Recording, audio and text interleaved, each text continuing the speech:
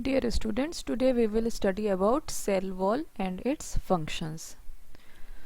So earlier we have studied about plasma membrane, and at that time I told you that in case of the plants there is one more layer which is present outside plasma membrane, that is cell wall. Otherwise, in case of animals, the outermost covering is plasma membrane for the cell, but here in case of the plants there is an additional layer outside plasma membrane, and that covering is known as cell wall, and this is rigid outer covering present in the plant cell. So as I told you just now that it lies outside the plasma membrane, and it is rigid because it is mainly made up of cellulose, and cell wall is non-living in nature. So what are the different functions of this cell wall? So first of all, the cell wall provides a definite shape to the plant cell.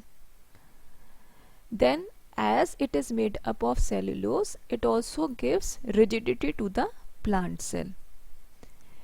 And as the rigidity is there in the plant cell, there is a mechanical strength, which is very high mechanical strength, which is present in the plant cell, and that is due to the presence of the cell wall, which is made up of cellulose. It also supports the internal structure of the cell.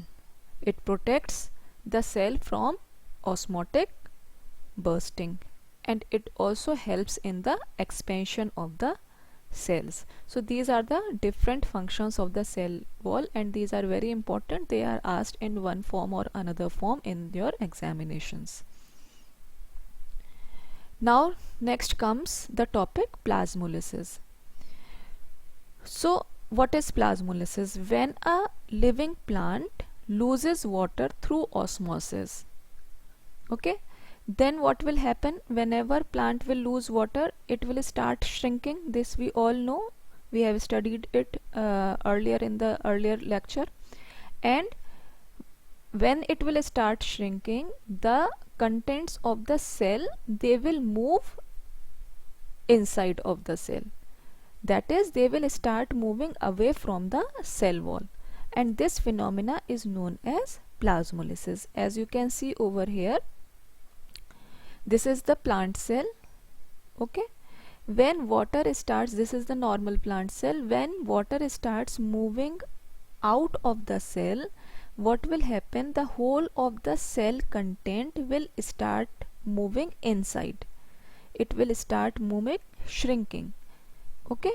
So cell wall will remain as such, but the whole of the cell content will start moving inside, and this whole process is known as plasmolysis. Now what is protoplasm? Like cytoplasm, we know that cytoplasm is the ground substance which is present, jelly like substance which is present in the cell, in which all the living organelles are placed. And protoplasm is the cytoplasm along with the nucleus, okay.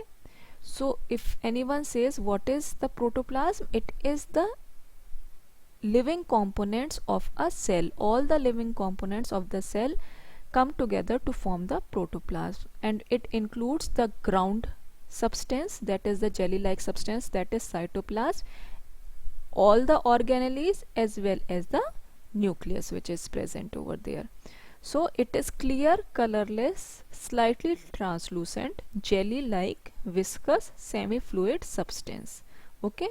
And it can be distinguished into a centrally located nucleus and cytoplasm.